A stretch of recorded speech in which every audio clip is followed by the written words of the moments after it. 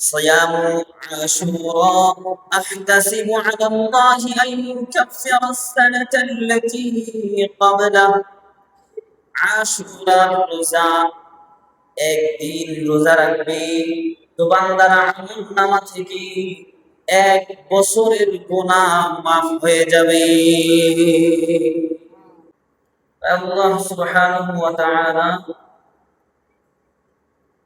যেদিন থেকে আসমান জমিন সৃষ্টি করছেন সেদিন থেকে 12 মাস নির্ধারণ করে দিয়েছেন।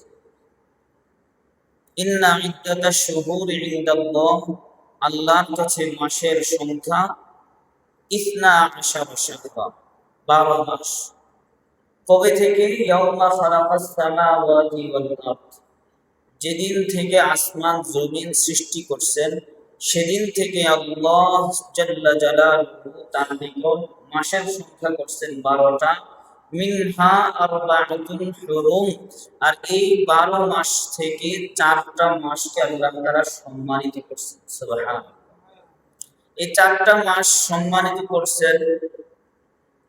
এই 4 মাস সম্মানিত মাস হলো জিলকাদ, জিলহজ, মুহররম, আর একটা হলো রজব। জিলকাদ, জিলহজ, মুহররম, আর একটা হলো রজব। এই 4 মাস আল্লাহ তাআলা কোরআনে ঘোষণা দিয়েছেন যে এই 4টা মাস হলো সম্মানিত মাস। এই মাসের সম্মান রক্ষা করা প্রত্যেকটা বান্দার জন্য আবশ্যক। তো সম্মান কিভাবে রক্ষা হয়? সম্মান রক্ষা করার পদ্ধতি ছিল নবীজি সাল্লাল্লাহু আলাইহি ওয়াসাল্লামের জামানার আগ থেকে, জাহিলি জামানা থেকে এই মাসগুলোকে সম্মান করত। কিভাবে সম্মান করত? যদি কোথাও কোনো যুদ্ধ চলতেছে তো এই রজব মাস আসছে অথবা যুলকাদ মাস চলে আসছে, তখন সাথে সাথে তারা যুদ্ধ বন্ধ করে দিত। এই রজব অথবা যুলকাদ, জিলহজ, মুহররম এই মাসগুলোর সম্মানার্থে যুদ্ধ বিগ্রহ বন্ধ করে দিত। এইভাবে তারা এই মাসটাকে সম্মান করত। এই সম্মানিত 4 মাসের মধ্যে একটা মাসের নাম হলো মুহররম, যেটা বর্তমান আমাদের চলতেছে। আজকে সম্ভবত 2 তারিখ না 3 তারিখ। আজকে মুহররম মাসের 3 তারিখ। এই মুহররম মাস এটাও একটা সম্মানিত মাস। এই মাসেও উম্মতের জন্য, আল্লাহর বান্দাদের জন্য আলাদা কিছু কাজ আছে, কিছু দায়িত্ব আছে, কিছু ইবাদত বন্দেগী আছে। তাহলে এই মাসটার মধ্যেও মুমিনের জন্য অথবা আল্লাহর বান্দাদের জন্য আলাদা কিছু কাজ আছে, ডিউটি আছে, দায়িত্ব আছে, ইবাদত বন্দেগী আছে।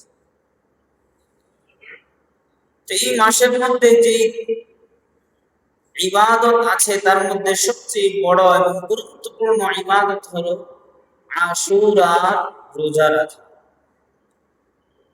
আশুরা এটার অর্থ হলো 10ম দিন। মুহররম মাসের 10 তারিখে রোজা রাখা। এই মুহররম মাসের সবচেয়ে গুরুত্বপূর্ণ ইবাদত এটাই যে মুহররম মাসের 10 তারিখে বান্দা শেষ নবীর উম্মত রোজা রাখে, সারাদিন না খেয়ে আল্লাহর জন্য রোজা রেখে কাটাবে। এই মুহররম মাসের আশুরার রোজা অনেক ফজিলত হাদিসের মধ্যে আসছে। এক হাদিসের মধ্যে মুত্তাফাক আলাইহি হাদিস, অর্থাৎ বুখারী এবং মুসলিম 2 কিতাবে হাদিসটা এসেছে। হাদিসটা আম্মা জান আয়েশা সিদ্দিকা রাদিয়াল্লাহু তাআলা আনহা থেকে বর্ণিত। তিনি বলেন, কানা আশুরা ইয়াওমান তাসুমুহু কুরাইশ ফিল জাহিলিয়া। এই আশুরার দিনটা এমন একটা গুরুত্বপূর্ণ দিন, এই দিনটাতে জাহিলি জামানায় কুরাইশ বংশের মানুষরাও রোজা রাখত। এটা যে শুধু ইসলামের মধ্যে আসার পরে চালু হয়েছে তেমন না বিষয়টা। নবীজি সাল্লাল্লাহু আলাইহি ওয়াসাল্লাম নবী হওয়ার আগেও আশুরার রোজা রাখছেন। কুরাইশরা রাখে সবাই। وكان النبي صلى الله عليه وسلم يصوم, নবীও নবী হওয়ার আগে কুরাইশ বংশের নিয়ম মানতে গিয়ে, নবী ইসমাঈল আলাইহিস সালামের অনুসরণ করতে গিয়ে এই দিনটাকে রোজা রাখতেন। فلما قدم المدينة صامه وأمر بصيامه, এরপরে নবীজি যখন হিজরত করে মক্কা থেকে মদিনায় গেলেন, মদিনায় যাওয়ার পরেও নিজেও রোজা রাখলেন এই দিনটা, আবার তার উম্মতকেও হুকুম করলেন, আদেশ করলেন যে তোমরাও এই দিনটাকে রোজা রাখো। فلما نزل رمضان كان من شاء صامه ومن شاء لا يصوم, যখন আল্লাহ তাআলা রমজানুল মুবারক মাসের রোজাকে ফরজ করলেন, তখন আশুরার রোজা এটা নফল হয়ে গেল। এখন আশুরার রোজা যে চায় সে রাখলো, আর যে চায় সে ভাঙলো। তাহলে এই আশুরার রোজা এটা শুধু ইসলামের ঐতিহ্য না, বরং নবী ইসমাঈল আলাইহিস সালাতু ওয়াস সালাম থেকে চলে আসছে যে আশুরার রোজা এটা রাখতে হবে। জাহেলি জামানায় কুরাইশরাও এই রোজা রাখত। এরপরে এই রোজার ফজিলত কি, ফজিলত সম্পর্কে কয়েকটা হাদিস এখানে আপনাদেরকে শোনাই। ১ নম্বর হাদিস মুসলিম শরীফের হাদিস, সেখানে হযরত আবু হুরায়রা রাদিয়াল্লাহু তাআলা আনহু থেকে বর্ণিত, তিনি বলেন নবীজি সাল্লাল্লাহু আলাইহি ওয়াসাল্লাম ইরশাদ করেন, আফদালুস সিয়ামি বা'দা রমাদান শাহরুল্লাহিল মুহাররম, রমজানের পরে সবচেয়ে শ্রেষ্ঠ রোজা হলো মুহররম মাসের রোজা। সুবহানাল্লাহ। রমজানুল মুবারকের পরে বাকি 11 মাসের মধ্যে সবচেয়ে শ্রেষ্ঠ রোজা হলো মুহররম মাসের রোজা। মুহররম মাসের রোজার মধ্যেও সবচেয়ে শ্রেষ্ঠ রোজা হলো আশুরার দিনের রোজা, যেটা আমাদের সামনে 10 তারিখ আসতেছে আশুরার রোজা, যে আগামী শুক্রবার জুমার দিন, এটা হলো আশুরার দিন এই বছরের জন্য 1448 হিজরির আশুরার দিন পরে হলো আগামী শুক্রবার। তো আশুরার রোজা 2টা রাখতে হয়, হয়তো আগের সাথে আগের দিন মিলিয়ে রোজা রাখবেন 2টা, অথবা এর পরের দিনের সাথে মিলিয়ে 2টা রোজা রাখবেন। তাহলে এই হিসাবে আমাদের 2টা রোজা আমরা রাখতে পারি, আগামী বৃহস্পতি এবং শুক্রবার। এই 2টা দিন আমরা রোজা রেখে কাটাবো। আর কেউ যদি চায় শুক্র এবং শনিবার রাখবে তাও পারবে, তবে শুক্রবারটা হলো মেইন, এই দিনটাতে আমাদেরকে রোজা রাখতে হবে। এরপরে আরেক হাদিসের মধ্যে আল্লাহর রাসূল সাল্লাল্লাহু আলাইহি ওয়াসাল্লাম সম্পর্কে হযরত আব্দুল্লাহ ইবনে আব্বাস রাদিয়াল্লাহু তাআলা আনহুমা থেকে বর্ণিত, তিনি বলেন, عن ابن عباس رضي الله تعالى عنه قال ما رأيت رسول الله صلى الله عليه وسلم يتحرى صيام يوم فضله على غيره إلا هذا اليوم يوم عاشوراء وهذا الشهر يعني شهر رمضان. আব্দুল্লাহ ইবনে আব্বাস রাদিয়াল্লাহু তাআলা আনহুমা বলেন, আমি নবীজি সাল্লাল্লাহু আলাইহি ওয়াসাল্লামকে আশুরার রোজা আর রমজানের রোজা ছাড়া আর কোন রোজার তালাশ এত বেশি করতে দেখি নাই। আশুরার রোজাকে তালাশ করতেন, খবর নিতেন, খবর রাখতেন যে কবে মুহররম আসবে, কবে আশুরার রোজা হবে, এটা নবীজি তালাশ করতেন। ইয়াতাহাররা, তালাশে থাকতেন, যেটা অন্য কোন রমজান মাস, রমজান এবং আশুরা ছাড়া অন্য কোন রোজার জন্য আল্লাহর রাসূল এত তালাশ করতেন না যত তালাশ আশুরার রোজার জন্য করতেন, খবর নিতেন। কিন্তু আমাদের আফসোস হয় যে আমরা সেই নবীর উম্মত হওয়ার পরে দেখা গেল যে আমরা আমাদের খবর নাই। আশুরার রোজা আসতেছে, আশুরার দিন আসতেছে, চলে যাচ্ছে, আমাদের কোনো হরকত নাই, নড়াচড়া নাই, আমাদের মধ্যে কোনো ফিলিংস জাগে না, অনুভূতি জাগে না যে আমার নবী এই দিনটাতে রোজা রাখছে, আমি কেন খেয়ে কাটাবো? আমার নবী তো তালাশ করতেন, আমি কেন তালাশ করবো? তাদের ক্ষেত্রে তো বলে আমরা নবীর উম্মত, আমরা বড় সুন্নি মুসলমান, কাজের ক্ষেত্রে নাই। আল্লাহ রাসূল সাল্লাল্লাহু আলাইহি ওয়াসাল্লাম তিনি তালাশে থাকতেন, ইয়াতাহাররা সিয়ামা ইয়াউমিন ফাদ্দালাহু আলা গায়রিহি ইল্লা হাযাল ইয়াউম ইয়াউম আশুরা। এই আশুরার রোজার জন্য আল্লাহ রাসূল অনেক আগ থেকে তালাশ করতেন। এরপরে 4 নম্বরে আরেক হাদিসের মধ্যে আসছে, আল্লাহ রাসূল সাল্লাল্লাহু আলাইহি ওয়াসাল্লাম ইরশাদ করেন, সিয়ামু আশুরা আহতাসিবু আলা আল্লাহি আন ইউকাফিরা আস-সানাতা আল্লাতী ক্বাবলা। আশুরার রোজা, একদিন রোজা রাখবে তো বান্দার আমলনামা থেকে 1 বছরের গুনাহ মাফ হয়ে যাবে।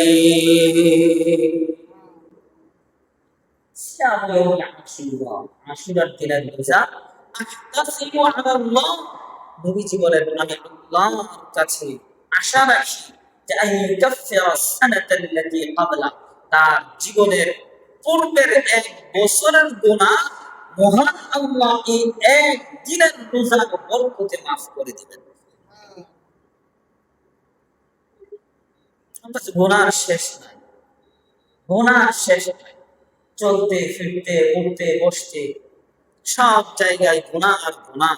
কিন্তু গুনাহ কাফারা কতটুকু অর্জন করলাম, গুনার মাফির জন্য কতটুকু আমল করলাম, এটার তো আমাদের খবর নেই।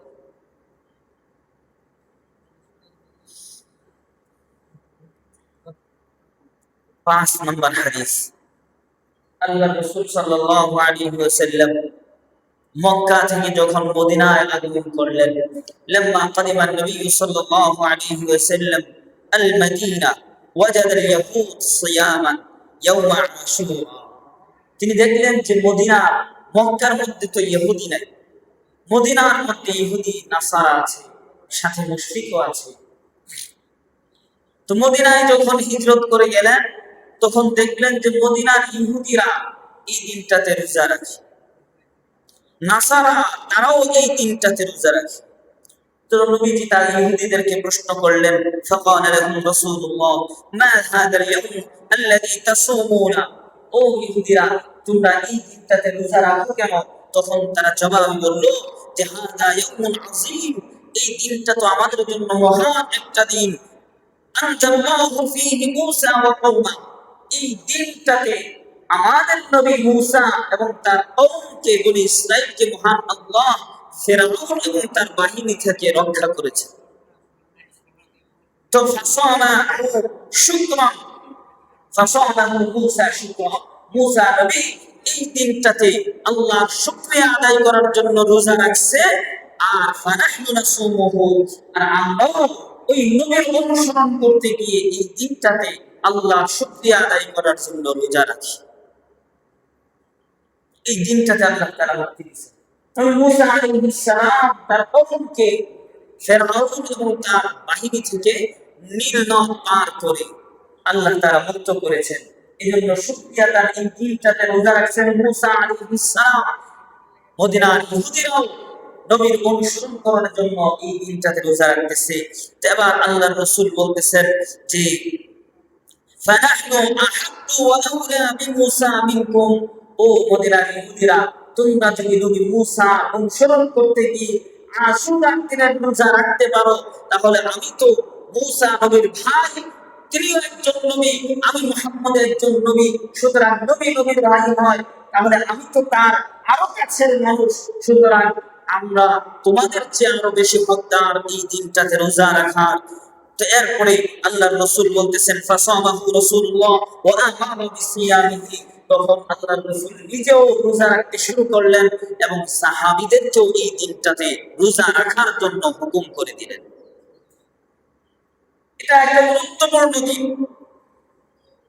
6 নম্বর হাদিসের মধ্যে আল্লাহর রাসূল সাল্লাল্লাহু আলাইহি ওয়াসাল্লাম আরেকটা হাদিস আসছে যে قال ابن عباس رضي الله تعالى عنهما حين صام رسول الله صلى الله عليه وسلم يوم عاشوراء وأمر بصيامه হযরত আব্দুল্লাহ ইবনে আব্বাস রাদিয়াল্লাহু তাআলা আনহু নবীজিকে প্রশ্ন করলেন, নবীজি তখন বললেন যে তোমরা আশুরার দিনে রোজা রাখো, নিজেও রোজা রাখলেন, উম্মতকেও হুকুম করলেন তোমরা আশুরার দিনে রোজা রাখো। তখন আব্দুল্লাহ ইবনে আব্বাস রাদিয়াল্লাহু তাআলা আনহু প্রশ্ন করলেন, ওগো নবীজি এই দিনটাতে এমন একটা দিন যেই দিনটার মধ্যে ইহুদিরাও রোজা রাখে, নাসারারাও রোজা রাখে, তাহলে তারা যে কাজটা করে আমরাও তো শিখছি একই কাজ করতেছি। তখন আল্লাহর রাসূল বলতেছেন ফাইদা কানা আল-আমুল মুকবিল ইনশাআল্লাহ সুন্নাল ইয়াউমাত তাসি', আগামী বছর যখন এই মুহররম আসবে, আশুরার দিন আসবে, তখন আমরা ইহুদিদের সাথে মিলব না, আমরা নাসারাদের সাথে মিলে আমল করব না, বরং ইহুদি এবং নাসারাদের চেয়ে ভিন্নভাবে আমল করব। আর সেটা হবে আমরা ৯ আশুরা ৯ মুহররম মাসের ৯ তারিখ সহ, অর্থাৎ ইহুদি এবং নাসারারা রোজা রাখে একটা, আমরা মুসলমানরা আখির নবী তার উম্মতরা রোজা রাখবো দুইটা। তাহলে ইহুদিদের সাথেও মিল হবে না আর নাসারাদের সাথেও মিল হবে না, আমাদের আমলও ছুটে যাবে না। সুবহানাল্লাহ। আর আমরা চাই যে কিভাবে আমার ঘরটা বাড়িটা ইহুদিদের মতো হবে, কিভাবে আমার আমার হেয়ার স্টাইল, আমার জামা কাপড় কিভাবে ইহুদি খ্রিস্টানদের মতো হবে, এটা আমাদের কামনার ঘোষণা হয়ে গেছে। অথচ আল্লাহ রাসূল সাল্লাল্লাহু আলাইহি ওয়াসাল্লাম হাদিসের মধ্যে কঠিন ভাষায় হুকুম করছেন, খালাফুল ইয়াহুদ ওয়ান নাসারা, ও আমার উম্মতেরা ইহুদি নাসারাদের মুখালাফাত, ইহুদি নাসারাদের বিরুদ্ধাচরণ করো। ইহুদিরা যেই পথ দিয়ে যায় সেই পথ দিয়ে তোমরা যাবে না, নাসারারা যেই পথ দিয়ে যায় সেই পথ দিয়ে তোমরা যাবে না। ইহুদিরা যেই কাজ যেভাবে করে তোমরা সেই কাজ বৈধ হইলেও এইভাবে করবে না, ভিন্নভাবে করো। ইহুদি খ্রিস্টানরা যেই জামা পরে তোমরা সেই জামা পরবে না, ইহুদি খ্রিস্টানরা যেই আকার আকৃতি ধারণ করে তোমরা সেই আকার আকৃতি ধারণ করবে না। খালাফুল ইয়াহুদ ওয়ান নাসারা, আল্লাহ রাসূলের হাদিস আজকে আমরা বলে গেছি।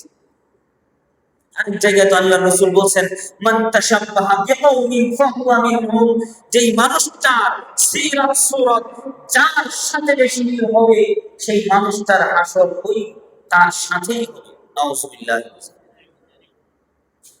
তোমার সিরাত, আদর্শ, চলাফেরা, আকার আকৃতি অভয়ঙ্কর যদি হয় ইহুদি খ্রিস্টানের মতো, তোমার হাসরটাও হবে ইহুদি খ্রিস্টানের মতো। তোমার চলাফেরা, তোমার কথাবার্তা, তোমার পোশাক আশাক, তোমার বৈশিষ্ট্য যদি হয় একটা ব্যক্তির মতো, একটা মুশরিকের মতো, তাহলে তোমার হাসরটাও হবে তেমন মুশরিকদের সাথে। মান তাশাব্বাহা বিকাউমিন ফাহুয়া মিনহুম।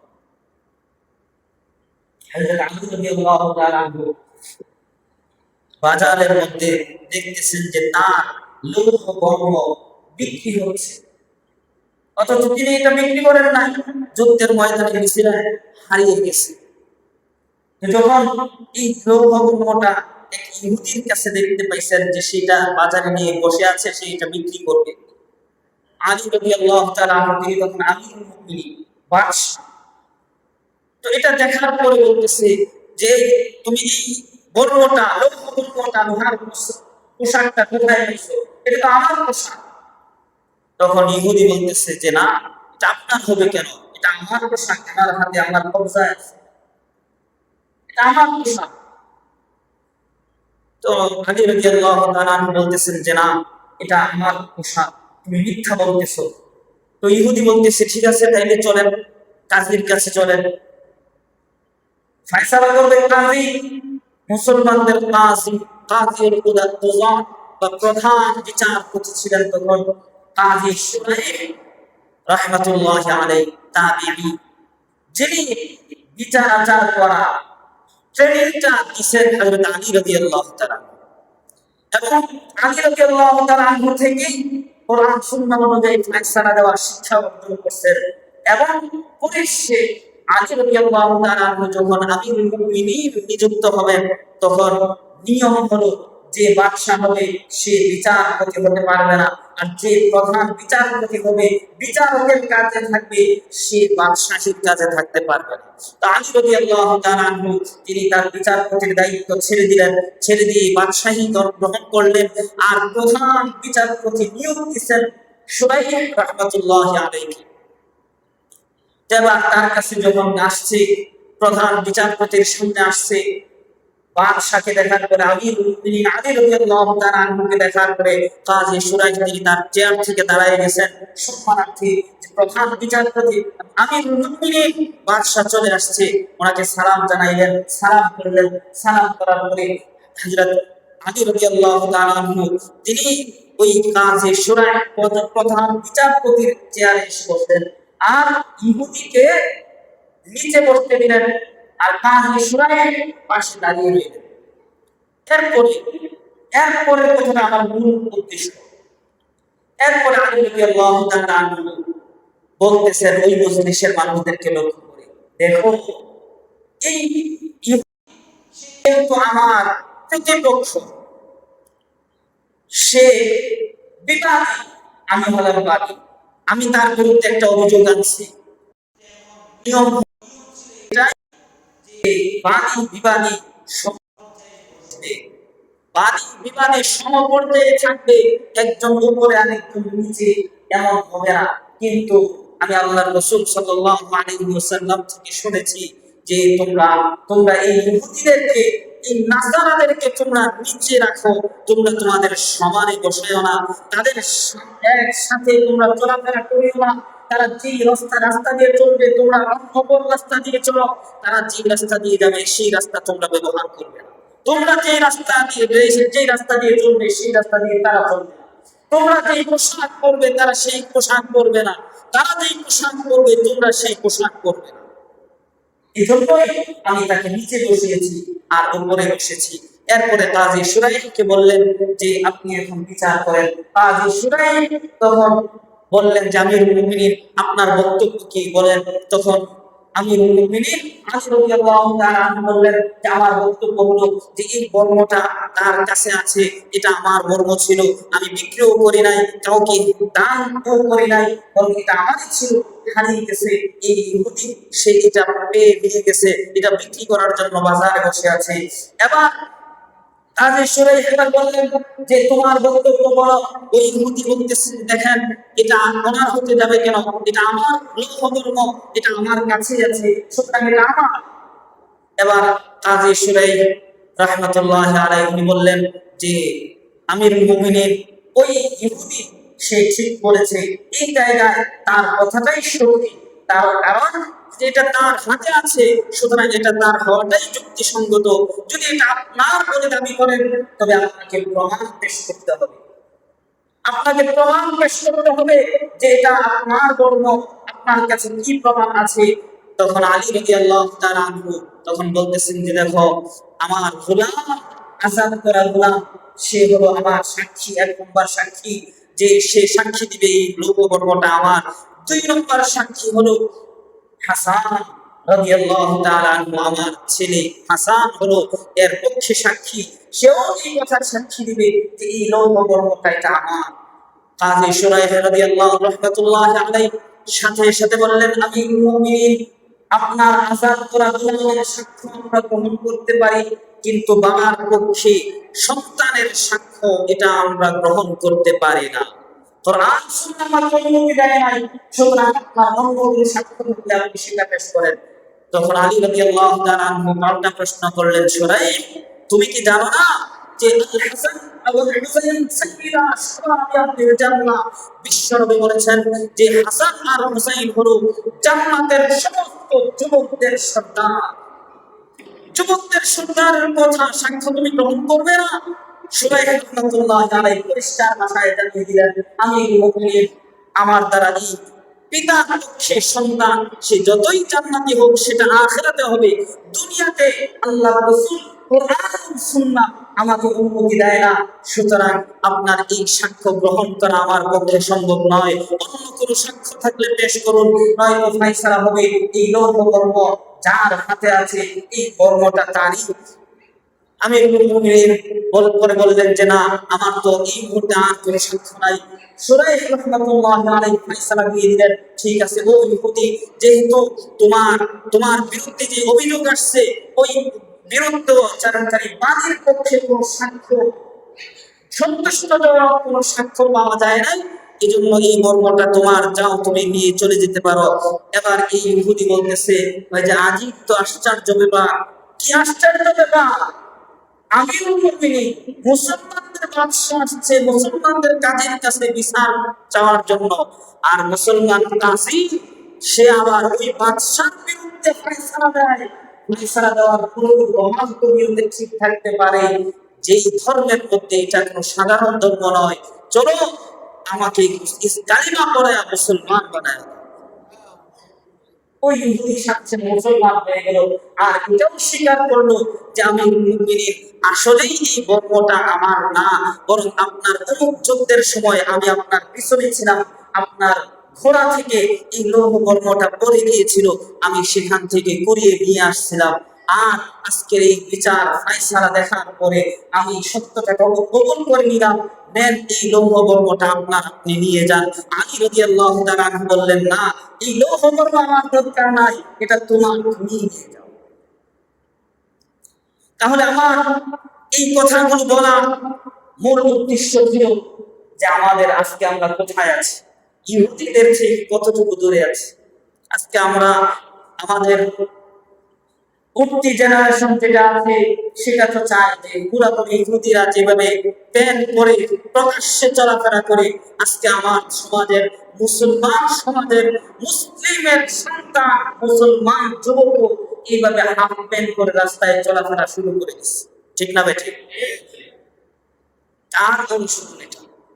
এটা তো নবীর অনুসরণ নয়, এটা তো ইহুদিদের অনুসরণ, এটা তো নাসারাদের অনুসরণ, যাদের অনুসরণ করতে আল্লাহর রাসূল খুব কঠিন ভাবে নিষেধ করছেন, যাদের মুখালাফাত বিরোধিতা করছেন সাহাবায়ে কেরাম, যাদের বিরোধিতা করছেন তাবিঈন, যাদের বিরোধিতা আজও হক্কানি উলামায়ে কেরাম করতেছেন, করবেন, ভবিষ্যতেও করবেন।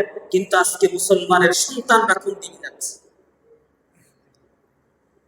আল্লাহ রাসূল এজন্যই বলতেছেন যে যখন আব্দুল্লাহ ইবনে আব্বাস প্রশ্ন করছেন, ও নবীজি, এটা তো একটা ভালো কাজ, এরপরও ভালো কাজেও ইহুদিদের সাথে মুখালাফাত এখানেও জরুরি, ইহুদিদের মতো করা যাবে না। এজন্য আব্দুল্লাহ ইবনে আব্বাস নবীজি প্রশ্ন করলেন যে এই তিনটাকে তো ইহুদিরাও রোজা রাখে, নাসারাও রোজা রাখে, তাহলে তাদের সাথে মিল রেখে আমরা কিভাবে রোজা রাখবো? নবীজি পদ্ধতি বলে দিলেন যে একদিন আগের দিন রোজা রাখবা অথবা পরের দিন মিলিয়ে রোজা রাখবা, তাহলে আর ইহুদিদের সাথে মিল হবে না, আর এই দিনের সম্মান, এই দিনের মর্যাদা ঠিকই থাকবে। এজন্য এই দিন রোজা রাখা খুবই গুরুত্বপূর্ণ বিষয়। আমরা যারা অবসর আছি, কঠিন কোনো কাজ না করি, বিশেষ করে মুরব্বী বাবারা যারা একটু অবসর, অধিকাংশ মুরব্বী বাবারা অবসর আছেন, আপনারা একটু এই দিনটাতে রোজা রাখার চেষ্টা করেন, এই দিনটাতে রোজা রাখার চেষ্টা করেন। যদি হিম্মত হয়, মনের মধ্যে যদি আজমবিল জজম, দৃঢ় প্রতিজ্ঞা করতে পারেন, তাহলে এই কাজটা বেশি কঠিন। এর চেয়ে আরো কত কঠিন কাজ মানুষ করে ফেলে। সকালবেলায় মাঠে যায়, সারাদিন মাঠে কাজ করে বেড়ায়, সন্ধ্যাবেলায় বাড়ি ফিরে, এমন আছে না নাই? কাজের সময় হয় কি হয় না? আবার কোনো কাজ লাগলে আপনি গেছেন, দূর দূরান্তে সফরে গেছেন, কাজ লাগছে, তো সারা রাত্র স্টেশনে অথবা কোথাও এই বসে হেঁটে কাটিয়ে দেয়, একটু দুনিয়াতে একটু আরাম আয়েশের জন্য, একটু স্বার্থের জন্য। কিন্তু আল্লাহ সুবহানাহু ওয়া তাআলা, আল্লাহর রাসূল যেই কাজগুলো আমাদের জন্য করার জন্য বলছেন, এই কাজ করার জন্য উচ্চ কষ্ট করতে রাজি আছেন ইনশাআল্লাহ। আল্লাহ তাআলা আমাদের সকলকে এই সামনের আগত যে আশুরার রোজা, এই রোজাটা রাখার তৌফিক দান করুন, বলেন আমিন। ওয়া আখিরু দাওয়ানা আলহামদুলিল্লাহি রাব্বিল আলামিন।